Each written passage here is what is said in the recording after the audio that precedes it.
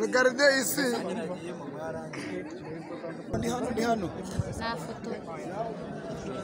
Nanone bamaze kwambikwa impeta z'ubuyobozi bukuru, impeta z'ubuyobozi bukuru bwo kuyobora icyiciro cya Pathfinder.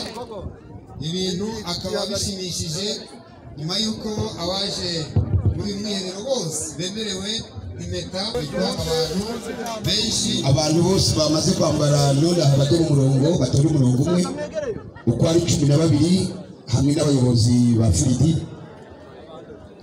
Abamaze kwambara bose hamwe n'abayobozi ba Fridi hagiye gufatwa ifoto y'abantu 12 bose bamaze kwambara izi mpeta. Bamaze kwambara izi mpeta z'ubuyobozi bwa Pathfinder, impeta zo mu rwego rwo hejuru, impeta zo mu rwego rwo hejuru zo kuyobora icyiciro cya Pathfinder. Hakaba handitswe abageze kuri 12 bose basanga abandi bari bazisanga. Imana irafasha. dusabe ifoto irangiye n'umuntu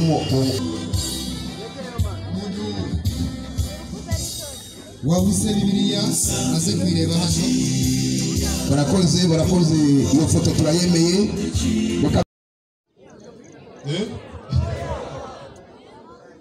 Ubu tugiye kwitegura gutaha. Dutahe. Birakwiye ko dutaha. Ariko tugataha tumaze gushimira Imana. Tugataha tumaze gushimira abana b'Imana. Reka ntangire nshimira Imana cyane ubw'ibyiza yadukoreye ihabwa icyubahiro. Amen. Imana niyo yaturinze muri uyu mwaka wose. Imana niyo yaduhaye ubushobozi kugira ngo tubone uko tuza muri iyi ngando. cyangwa se umwiherero.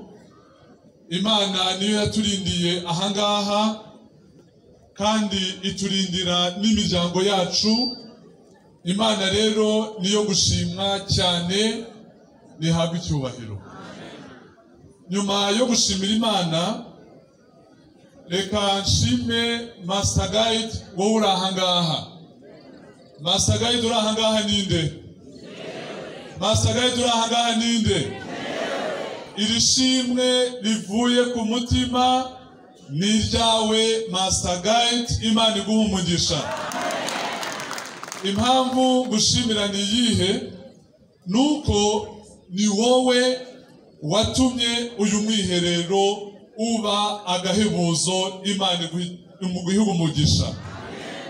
Bya bindi byose mwagiye mushima n'ukubera wahabaye, na bya bindi mwavuze ko bitari 100% nabyo byagenze bityo kuko uri ahangaha. Reka rero Master Guide ushime cyane, kandi ndizera yuko umwanya wawe n'ubutunzi n'imbaraga wakoresheje kugira ngo uyu mwiherero ube mwiza, ntabwo ndizera ko utazicuza. Ni bande bazicuza kuba barabaye ahangaha? Ni bande abazicuza? Ntakazaboneke by'iteka ryose.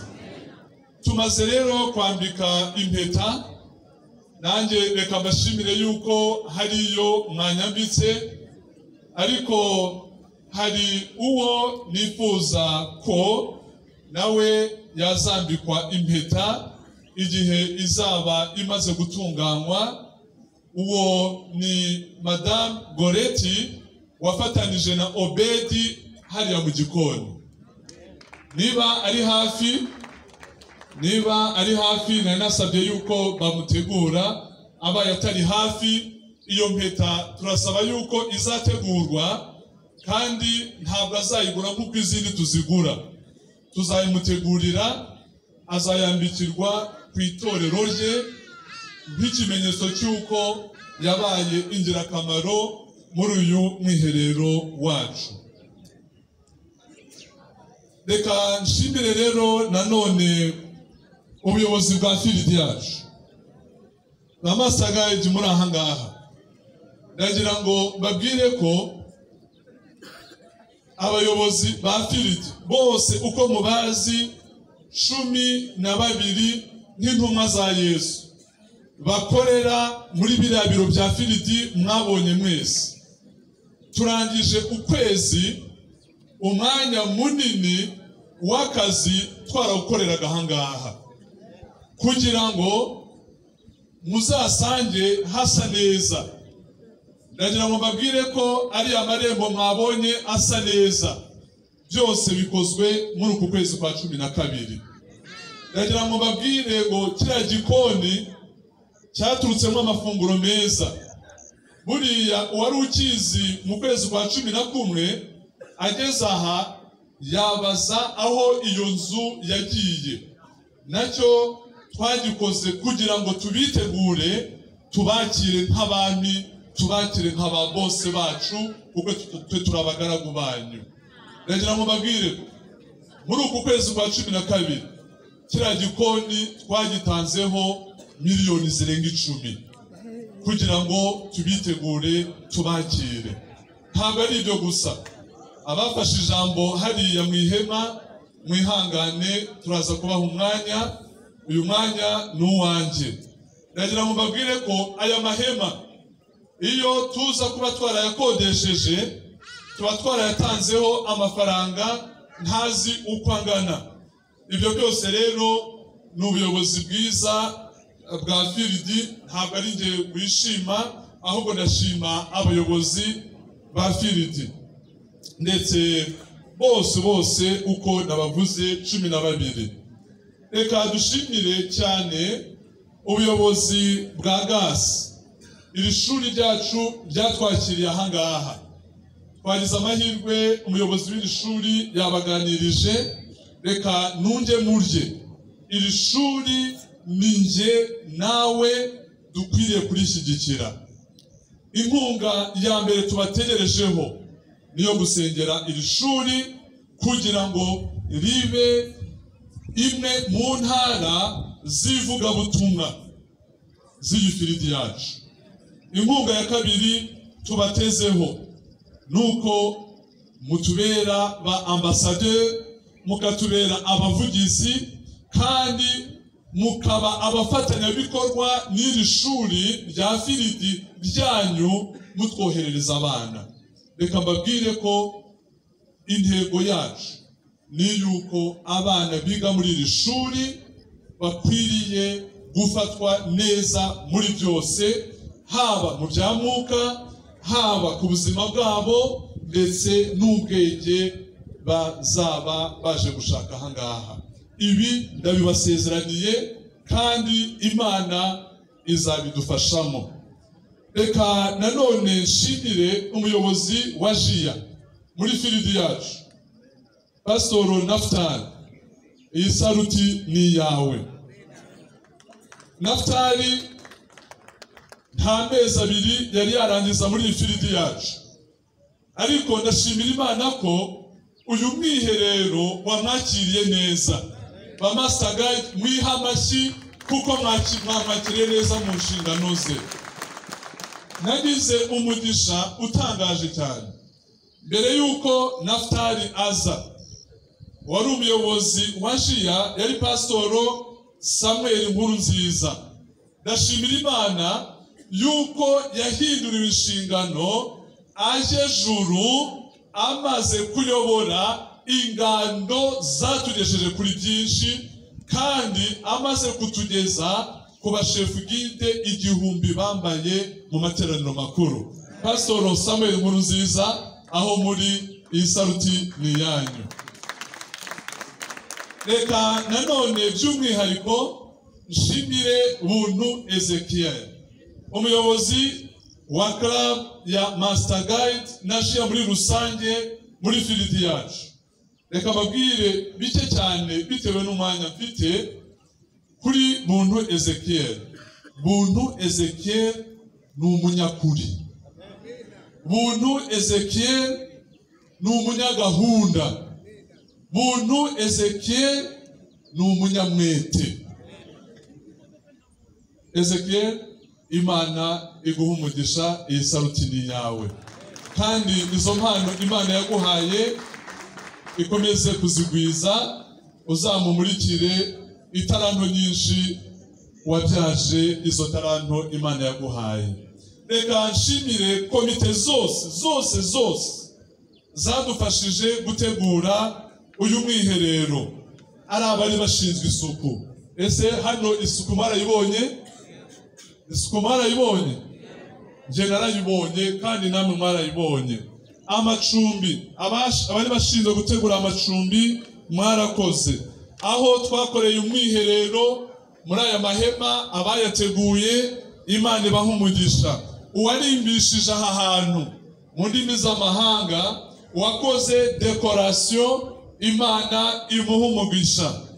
Abagenzuye igikoni, Obedi, Goreti n'abandi mwese mwafatanije, Imana ibaha umugisha. Sonorisation namwe Imana ibaha umugisha. Ubwo ndanavuga n'ibijyanye n'amafoto, ndetse tunashimire Felix, uyu watuzaniye ibyuma ari kumwe n'umuvandimwe we uri gufata aya mashusho, ko aribo badukoreye iriya televiziyo yo kuri YouTube, kandi bayidukoreye ku buntu. Ndagira rero ngo mbasabe bamasaga ibyo muri aha ngaha, abenshi mukoresha ziriya telefone bita smartphone, abenshi muri ku rubuga. Reka mbasabe kugira ngo iyi televiziyo yacu yo mu buryo bw'ikoranabuhanga, televiziyo ngendanwa, mwese mbasabe mwiyandikishe kuri yo. Abanyemerera ko bagiye kwiyandikisha kuri yo ni bande? Mwiyandikishe kuri yo, muve kuri za zindi zidafite ireme mu murimo w'ivugabutumwa, zimwe ziriho n'inyigisho zituma haboneka ya matsinda asohoka mu itorero. Reka mbabwire, iyi televiziyo mu izina rya Yesu igiye gukora umurimo.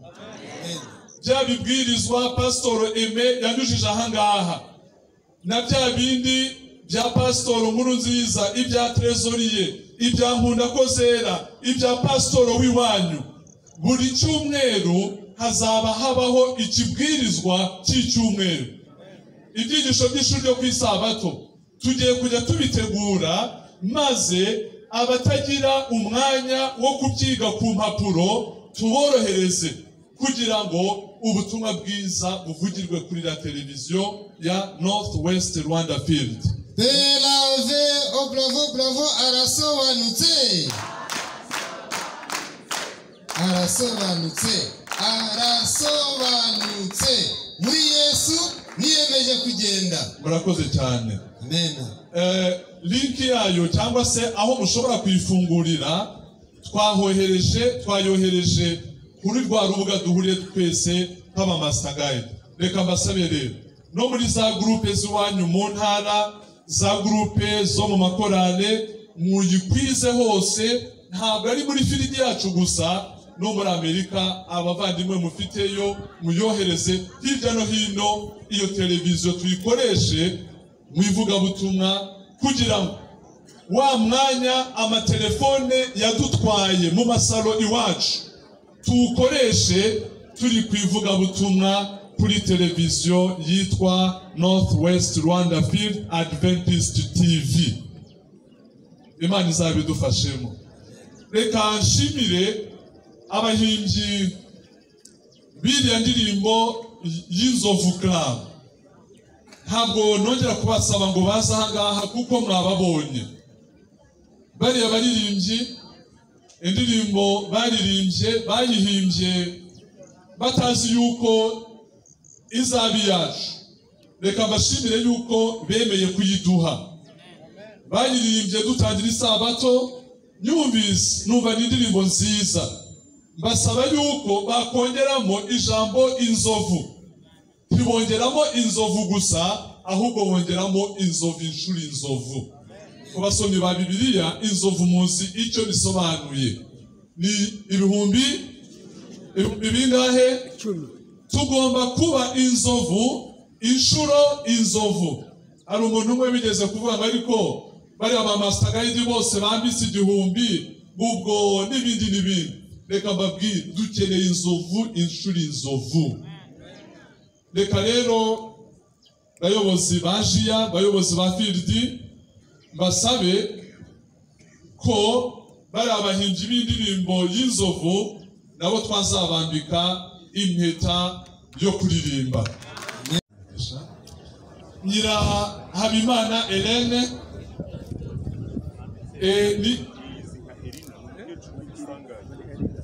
Elina n'umubyeyi w'ibusanganya.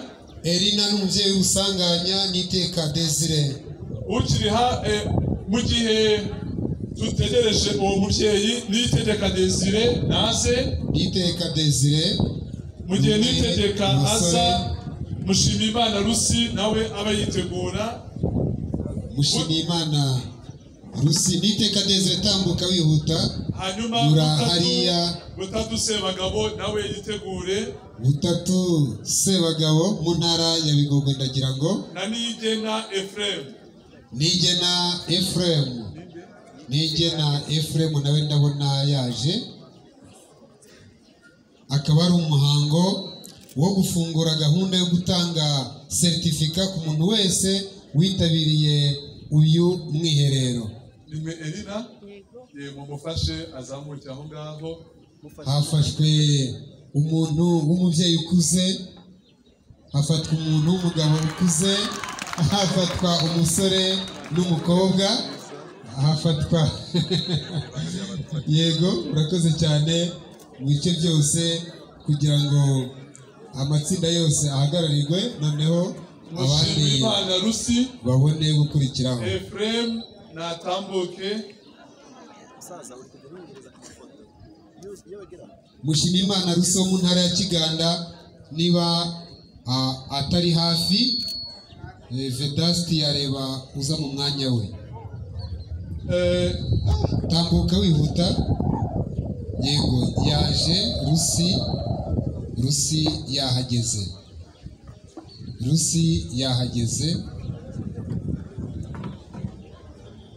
Yego.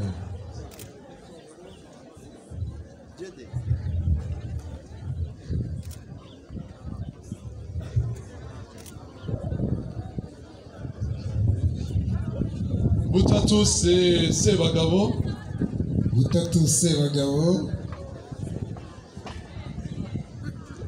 Rwose. Yego. Tubibutse ko muri itsinda ribanje ry'abantu 6 bagiye hatoranywa nibura umusore umwe, umukobwa umwe, umugabo umwe, umudamu umwe, ndetse n'umukecuru ukuze n'undi mugabo ukuze, kugira ngo abe ariho baba ifatizo ryo guhabwa seritifika, maze n'abandi bose bakurikireho. Kandi umuntu wese waje muri uyu mwiherero